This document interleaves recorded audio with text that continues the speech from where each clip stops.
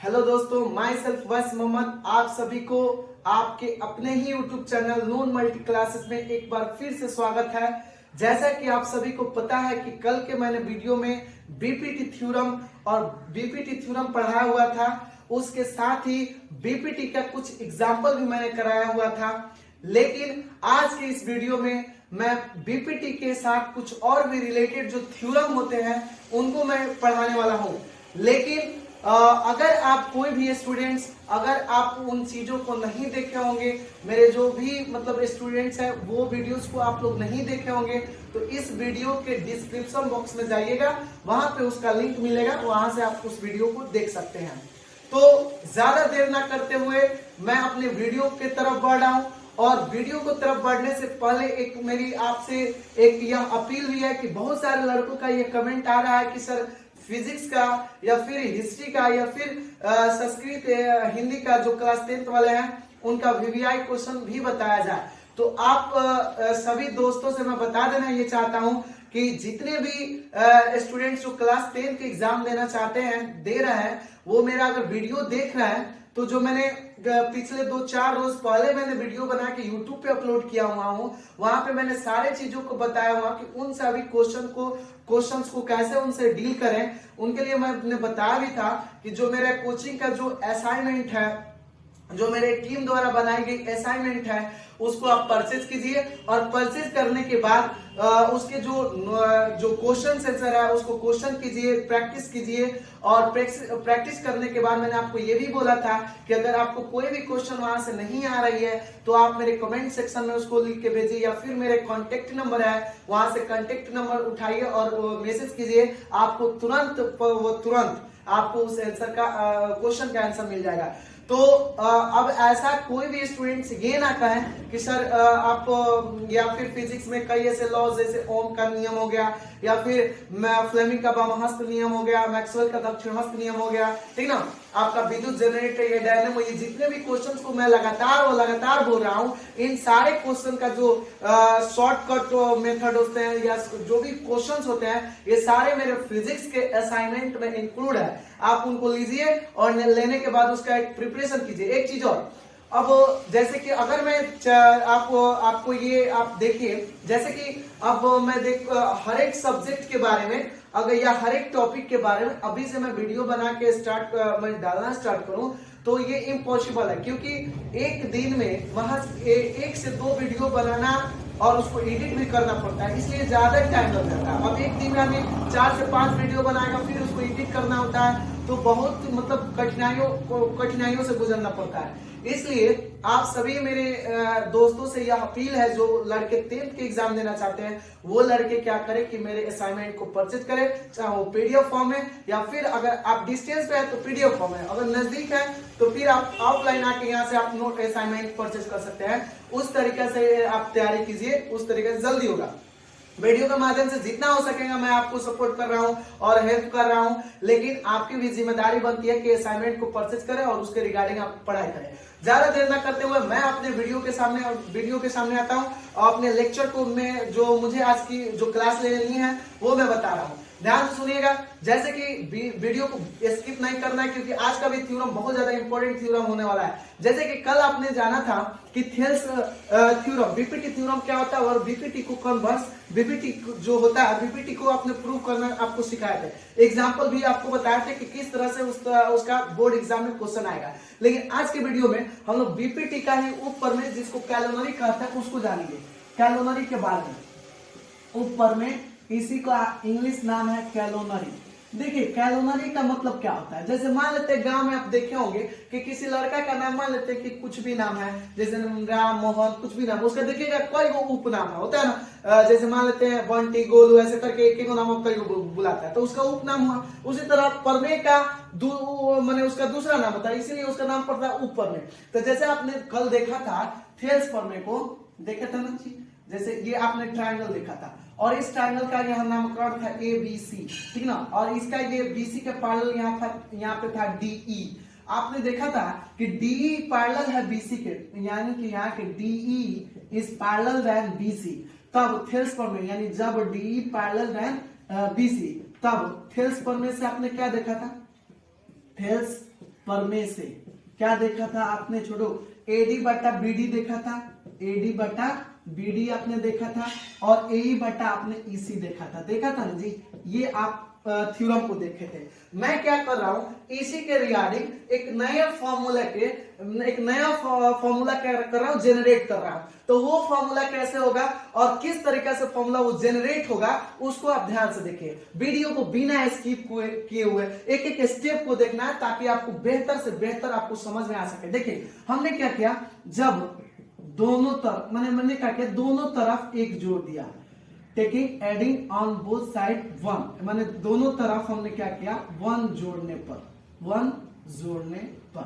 तो जब 1 जोड़ने पर, तो 1 जोड़िए तो एडी बटा बीडी हो जाएगा, ये डी है, एडी बटा बीडी प्लस 1 हो जाएगा, और यहाँ पे एई बटा ईसी प्लस 1 हो जाएगा। कहीं दिक्कत? देखिए मैंने दोनों तरफ एक जोड़ा, एक तरफ एक नहीं जोड़ना। अगर एक तरफ एक जोड़िए तो फिर गलत है। मैथमेटिक्स में अगर बराबर के इधर उधर काम कर रहे हैं तो दोनों तरफ वही काम कीजिए, जो एक तरफ इधर कीजिए तो वही काम इधर भी होना चाहिए, क्योंकि बैलेंस होनी चाहिए ताकि वो कट के फिर क्या हो जाए, न्यूट्रल हो जाए, ठीक ना। अब देखिए यहाँ पे आप दोनों तरफ एक ले लीजिएगा तो इसका बटा कुछ ना तो एक होगा ना जी, इसका एलसीएम निकालेगा तो कितना होगा, बीडी होगा, तो बीडी तो ये हो जाएगा एडी, 1 से बीडी में होगा तो ये कितना हो जाएगा, बीडी। आप जानते भी हैं कि जो चीज एलसीएम लेने पर मल्टीपल्स के फॉर्म में आए तो उसको इसमें मल्टीपल्स कर दीजिएगा और इसको इसमें मल्टीपल्स करके लिख दीजिएगा। इसका एलसीएम आएगा छोटू ईसी, तो ये हो जाएगा कितना, एई प्लस हो जाएगा आपका ईसी, ठीक ना। एडी प्लस बीडी, यहाँ पे आइए, यहाँ पे डायग्राम पे आइए, एडी प्लस बीडी देखिएगा, ये एडी और ये बीडी, माने ये छोटका मिलकर पूरा बड़का नहीं हो जाएगा, जिसका नाम पड़ जाएगा क्या, ए बी। ये ए छोटका, ये छोटका, जिसका नाम पड़ जाएगा ए बी, तो ए बी बटा बीडी हो गया। और इधर आइए, ए प्लस ईसी, ये ए और ईसी मिलकर क्या हो जाएगा, एसी, तो ये हो जाएगा एसी बटा में ईसी। देख रहा ना कितना अच्छा यह रिजल्ट आया, कितना अच्छा यह रिजल्ट आया कि नहीं आया। तो इसको हम लोग मान लेते हैं ए, ये रिजल्ट आया, मतलब कि इस टोटल का जो बटा है वो आया ये बीडी, ये आया बीडी, ठीक ना। और फिर यहाँ टोटल का जो बटा है ये आया ईसी, ठीक है ना। देन आफ्टर इसको निकालने के बाद हम लोग और फॉर्मूला ऐसे जनरेट कर सकते हैं। अब देखिए कैसे, जैसे सपोज दैट आप ये देख रहे हैं टोटल का बटा ये छोटा, फिर ये टोटल का बटा छोटा, तो क्या ऐसे भी नहीं हो सकता है, ऐसे भी तो हो सकता है कि अगर हम देखें तो इस एडी का बटा, देखिए जो इधर लिखना होगा वो लिखना पड़ेगा इधर। हम तो ऐसे भी कह सकते हैं इस पूरा का बटा, मान लेते हैं ए बी, ये ए बी पूरा का बटा, ये छोटका ले सकते हैं इधर। तो जब इधर टोटल का बटा ए बी आप लिए, ये छोटका लिए हैं, तो इधर का भी टोटल का बटा क्या लेना, जॉन डिस्टेंस इधर लीजिएगा, वही डिस्टेंस इधर लेना, एसी हो गया, तो क्या लीजिएगा, अब ए लीजिएगा। ये भी एक रिजल्ट हुआ कि नहीं हुआ, ये भी एक रिजल्ट हुआ, बी हुआ। उसी तरह अगर आप मान लेते हैं पहले ऊपर बीडी ले लेते हैं, बीडी ले लेते हैं, तब बीडी के बाटा में आप ए बी लिख सकते हैं, बीडी के बदला में आप ए पी लिख सकते हैं, या फिर आप ईसी ले लिए तो ईसी के बाटा में क्या लिख सकते हैं आप, ये जो ए बी लिखे ये हो जाएगा आपका एसी। माने जो इधर जैसे लिखेंगे वैसे इधर भी लिखेंगे। तो इस तरीका से यह होता है ऊपर में कैलोमरी, और ये थेल्स थ्योरम का ये ऊपर में होता है। ये ऊपर में आपको मैंने जनरेट करके दिखाया हूं। यहां से देखिए, यहां से ऐसे भी हो सकता है, ऐसे भी हो सकता है, इसको सी और भी कई तरह के बन सकते हैं कि नहीं बन सकते हैं। मान लेते हैं ए बी बाटा आपने एडी एक बार लिखा, एक बार ए बी बाटा, मान लेते हैं एक बार ए बी बाटा बी डी लिख रहे हो, उसी तरह से नीचे से लिख दीजिएगा, इधर से भी लिख सकता है कि नहीं लिख सकता है, तो और भी हो सकता है। तो इसको हम लोग कहते हैं कैलोमरी। समझ में आया कि नहीं आया? अगर आपको समझ में नहीं आया होगा तो आप मेरे कमेंट सेक्शन में जरूर पूछेगा, सर यहाँ से आपने कैसे इस चीज को किया, ठीक ना। तो ये आपके कैलोरी हो गए। कैलोरी के साथ मैं आपको एग्जांपल बता रहा हूँ, देखिएगा छोटू, यहाँ पे थोड़े से ये मैं आप इसका एग्जांपल देख लीजिए। जैसे मान लेते हैं कि आप ये ट्राइंगल आपका ये ट्राइंगल है ना, तो ये ए है, ये बी है, ये सी है, बीसी के पैरेलल क्या है, डीई है ना। अब बीसी के पैरेलल अगर डीई है, ठीक है ना। अब मान लीजिए ये टोटली आपको दे दिया जाए 16 और ये टोटली दे दिया जाए 12, और इसका वैल्यू मान लेते हैं दे देता है आपको 6, सॉरी यहाँ मान लेते हैं 8, तो इसका वैल्यू कितना होगा ये बताइए। तो आप अच्छा सा फॉर्मूला जानते हैं, थेल्स प्रमेय के ऊपर में से यहाँ लिखेंगे, थेल्स प्रमेय के ऊपर में से आप क्या जानते हैं, हम डायरेक्ट लिख देते हैं वी नो डैट। थोड़ा सा बिहार बोर्ड वाले में ये करेंगे, इसको क्या बोला जाता है, मेंटेन करेंगे, क्योंकि थोड़ा सा इंग्लिश लिखा है। तो वी नो दैट, हम जानते हैं, क्या जानते हैं भाई, एडी बटा में आपका बीडी, ठीक है ना, और ए बटा ईसी जानते हो ना। तो ये तो थेल्स पर में होगा, लेकिन थेल्स पर में का जो ऊपर में होता है, इस टोटल का बटा ए बी का बटा क्या जानते हैं, बीडी जानते हैं ना जी, और ए टोटल एसी का बटा क्या जानते हैं, एसी का बटा क्या जानते हैं, ए जानते हैं ना। तो इसका मान ने 16 दिया, ये 8 दिया है ना, और टोटल 12 दिया। तो इसी का मान इसी वाला पूछा, इसी वाला पूछ दे, और चाहे ए वाला पूछ दे। तो मान लेते हैं इधर बीडी दिया, तो इसी का मान पूछा है, तो इसी का मान पूछा है, तो यहाँ पे एसी टोटल बटा एसी, और फिर यहाँ पे हो जाएगा ये इसी लिखेंगे, ठीक है ना। अब आप बोलिए, इसका एबी का वैल्यू टोटल कितना है, 16 है, बीडी का वैल्यू कितना है, 8 है, एसी का टोटल वैल्यू कितना, 12, इसी का तो नहीं पता, तो यहाँ से मल्ट काटेंगे 2, तो ये हो जाएगा 2 इसी बराबर 12, ये 2 से 6 बार में कट जाएगा, तो इसी का मान कितना आ जाएगा, ये 6 आ जाएगा। आएगा कि नहीं आएगा, तो यहाँ का वैल्यू हो गया 6। तो इस तरीका से हम लोग अगर क्वेश्चन आ जाए ऑब्जेक्टिव में, ऑब्जेक्टिव बेस्ड क्वेश्चन आ जाए, तो ऑब्जेक्टिव बेस्ड को ऐसे बनाना है। थेल्स प्रमेय पे आए तो थेल्स प्रमेय के ऑब्जेक्टिव्स का बनाना है, और थेल्स प्रमेय का अगर उप प्रमेय पे आए तो ऐसे बनाना है, ठीक है ना। ये चीजें आपको एकदम याद रखनी है, बहुत ही इंपॉर्टेंट है। इससे ऑब्जेक्टिव क्वेश्चन आपके आते ही आते हैं, तो इन सारी चीजों को आप याद रखेंगे, ठीक है ना। यहाँ पे थोड़ी सी ये एसी बटा ईसी रखेगा, ठीक है ना, ये जैसे हम लोग जो फॉर्मूला जाते हैं, ठीक है ना। अब यहाँ पे आप इस चीज को आप स्क्रीनशॉट ले सकते हैं, थोड़ी देर के लिए मैं हट रहा, आप इस चीज को स्क्रीनशॉट ले सकते हैं। अब देखिए, इस चीज को मैं इरेज कर रहा हूं, इरेज करने के बाद देन फाइनली हम लोग जानेंगे बीपीटी का कन्वर्स थ्योरम, ठीक है ना। तो देखेंगे दोस्तों, नेक्स्ट जो हम लोग का बीपीटी का जो कन्वर्स थ्योरम है वो क्या है, वो उसको देखेंगे। देखिएगा, यहाँ लिखा हुआ है थेल्स प्रमेय का जो विलोम है कन्वर्स ऑफ बीपीटी थ्योरम, यहाँ पे तीसरी लिखा है, ये तीसरी भुजा लिखा है, ठीक है ना। तो बीपीटी का जो कन्वर्स थ्योरम है वो क्या है, ध्यान से सुनना है। लिखा है इनका स्टेटमेंट कि यदि एक रेखा किसी त्रिभुज की दो भुजाओं को एक ही अनुपात में विभाजित करे तो वो तीसरी भुजा के समानांतर होती है। आप याद कीजिए कि जो बीपीटी थ्योरम पढ़े थे उसमें क्या था कि लाइन पैरेलल था, तो रेशियो को प्रूफ करना था। यहाँ रेशियो दिया है तो लाइन को प्रूफ कर देना है, तो कन्वर्स हुआ कि नहीं हुआ। हम इसके स्टेटमेंट हुआ, अब इसको हम प्रूफ करने की ओर चलते हैं। जैसे देखिए, ये क्या है कि हम लोग का एक ट्रायंगल है ना, तो इसका नाम मान लेते हैं ABC, और ये आप देखिए ये है DE, आप जानते हैं, ठीक ना। तो हम इस चीजों को लिखते हैं जो इसमें दिया है। माना कि त्रिभुज ABC में D रेखा त्रिभुज की भुजाओं,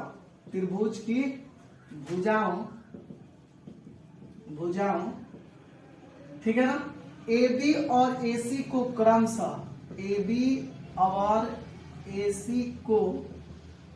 क्रमशः किस पे, D और E पर काटती इस प्रकार, मतलब D और E पर, ये यहां लिख देते हैं, D और E पर इस प्रकार प्रतिच्छेद या काटती हैं कि AD बटा BD बराबर AE बटा EC।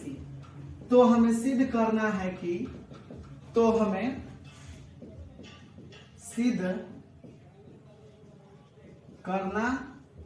कि क्या सिद्ध करना है भाई, DE जो होगा वो किसके पैरेलल होगा, BC के पैरेलल होगा, यही प्रूफ करना है।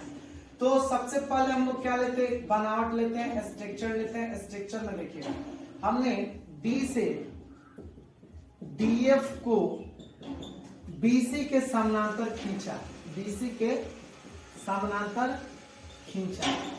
तो जब यहाँ पे खींचेंगे, ये हम लोग का एक यहाँ पे ले लिए बिंदु, पॉइंट ले लिए, तो यहाँ आप जानते हैं 90 डिग्री एंगल बनेगा। ये क्यों लिए, इसका जरूरत क्या है, अभी समझ में आपको आएगा।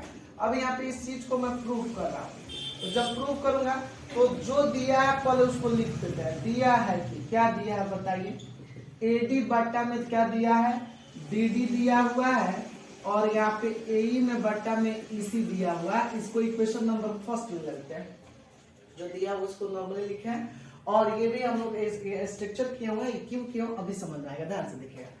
यहाँ पे देखिएगा आगे कि ये तो हो गया हम लोग का बात। अब यहाँ पे चूंकि यहाँ पे लिखा है चूंकि डीएफ जो है किसके पैरेलल होगा, बीसी के पैरेलल होगा, अतः थेल्स पर में से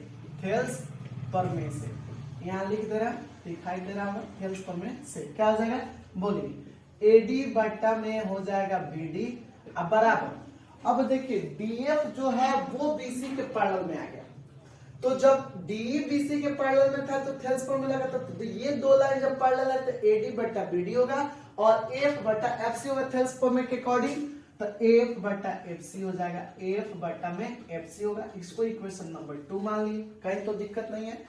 बस इस लाइन को यहाँ नेग्लेक्ट किए हुए हैं, ये लाइन समझिए यहाँ है, तो इसको थेल्स पर में के रिगार्डिंग वो लिख दी है। इक्वेशन 1 और 2 को आप देखिए, इक्वेशन 1 और 2 को जब देखेंगे तो इसका एलएचएस क्या है, आपस में बराबर है, तो आरएचएस भी आपस में बराबर होगा, यानी मिलेगा क्या, यानी कि यहाँ पे लिख देंगे हम लोग समीकरण 1/2 से। तो समीकरण जब 1 और 2 से चलेंगे तो मिलेगा क्या छोटू, ए बट्टा में ईसी बराबर में मिल जाएगा एफ बट्टा में एफसी। कहीं तो दिक्कत नहीं है यहाँ पे, यहाँ तक लाने में रिजल्ट में। तो ये होता है जैसे ए बट्टा ईसी और ए बट्टा एफसी आ गया। अब यह स्ट्रक्चर आप जो किए हैं उसका मतलब समझे होंगे, क्यों किए हैं, क्योंकि एक तर्क को मैंने एक्स्ट्रा माना, एक तर्क मैंने लिया और तर्क को एक्स्ट्रा लिया, एक्स्ट्रा लेने के बाद ताकि ये इक्वेशन मिल सके, ताकि मैं इस पॉइंट पे मैं जिक्र कर सकूं, बात कर सकूं, इसलिए मैंने एक एक्स्ट्रा पॉइंट एफ लिया। अगर ये एफ ना लेता तो फिर एफ और ई को जब तक हम लोग प्रोपोर्शनल साबित नहीं करेंगे तब तक हम नहीं साबित कर सकते हैं कि डी जो होगा बीसी के पैरेलल होगा। इसीलिए हमने क्या किया कि एफ एक लाइन एक्स्ट्रा हमने वहां पे स्ट्रक्चर के फॉर्मेट में लिया। इसको थोड़ा सा मैं इरेज कर देता हूं, थोड़ा सा मिटा देता हूं इसको, ताकि इधर जगह बन जाए और उस चीज को प्रूव कर दे। रिजल्ट तो मिल ही गया, तो मिटा देते हैं। ये सारी चीजें समझ में आ गई, आप इस चीज का स्क्रीनशॉट ले सकते हैं। ठीक है, चलिए अब देखिए रिजल्ट जो हम लोग को मिला वो क्या मिला, एक रिजल्ट जो हम लोग का आया है वो क्या आया है बोलिए। यहां से आया है रिजल्ट हम लोग का ए बाटा में आया है छोटू आपका ईसी आया है, अब बराबर में आपका एफ में बाटा में एफ सी आया है। दोनों तरफ एक जोड़ दीजिए, दोनों तरफ एक जोड़ने पर, तो जैसे ही आप एक जोड़िएगा, देख रहे हैं ना, दोनों तरफ एक जोड़ेंगे तो ए बट्टा में ईसी प्लस 1 हो जाएगा और एफ बट्टा एफ सी प्लस 1 हो जाएगा। इसका कुछ ना बटाए, ये तो आप जानते हैं, मैट्रिक आप स्टूडेंट्स हैं, तो ये हो जाएगा ईसी, तो ये हो जाएगा ए प्लस में हो जाएगा ईसी और ये हो जाएगा एफ प्लस एफ सी बट्टा में हो जाएगा एफ सी। ठीक है, ए प्लस ईसी, इसको मैं इसको लिखने के लिए मैं यहाँ डायग्राम बना रहा हूँ, ध्यान से देखिएगा। डायग्राम यही ना था हम लोग का, यहाँ पे बना देते हैं। ए था, बी था, सी था, यहाँ डी था, यहाँ ई था और यहाँ पे क्या था, एफ था। ठीक है ना, यहाँ पे एफ था।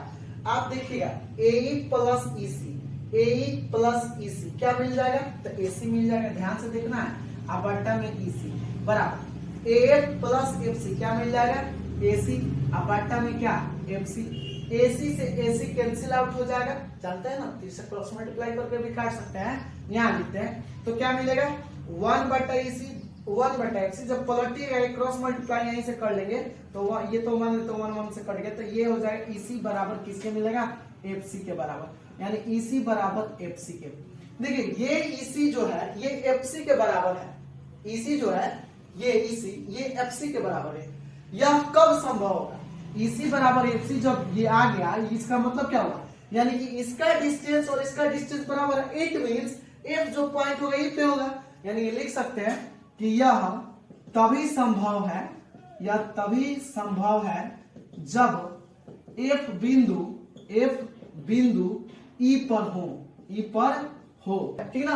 अर्थात उस कंडीशन में जब, अर्थात इट मींस कह सकते हैं कि जो डीएफ होगा वो किसके बराबर हो जाएगा, डी के बराबर हो जाएगा। होगा कि नहीं होगा, माने ईएफ बराबर ईसी बराबर एफसी आ गया। इसका मतलब क्या हो, अगर ईएफ ये देखिए ये ईसी और ये एफसी बराबर, इसका मतलब ये हुआ कि ये जो दोनों जो लाइन है DF और D एक दूसरे के बराबर होंगे, इट मींस उसका मतलब ये हुआ। अतः हम कह सकते हैं, अतः क्या होगा कि DE जो होगा वो किसके पैरेलल होगा, BC के पैरेलल होगा, और ये हो जाएगा हम लोग का प्रूफ। तो ये रहा आपके क्लास 10 के जो कन्वर्स बीपीटी का जो कन्वर्स थ्योरम है, वो कुछ नहीं किए, बस जो हमने एक थेल्स थ्योरम का रिजल्ट, उसके बाद एक एफ एक्स्ट्रा पॉइंट लिए, उस थेल्स पर मेरे को शो किए, और दोनों को कॉम्बिनेशन करके एक इक्वेशन दोनों को कंपेरिजन करके एक इक्वेशन मिला, और उसको दोनों तरफ एक जोड़ने के बाद फाइनल रिजल्ट को लाके प्रूव कर दिए। तो ये रहा क्लास 10 में जो बीपीटी का कन्वर्स थ्योरम है, कन्वर्स थ्योरम का ये प्रूफ स्टेटमेंट रहा आज के वीडियो में। तो आप सभी स्टूडेंट से ये है कि आप इस सारे वीडियो को किसी भी हर एक वेबसाइट में आप इस चीज को शेयर कीजिए, ताकि सभी लड़के अपनी तैयारी को बेहतरीन ढंग से कर सके, और मेरे चैनल को क्या कीजिए, सब्सक्राइब कीजिए, ताकि कोई भी वीडियो मैं डालूं तो उसका नोटिफिकेशन आप तक पहुंच सके। सो आज के लिए इतना ही। That's all, thank you.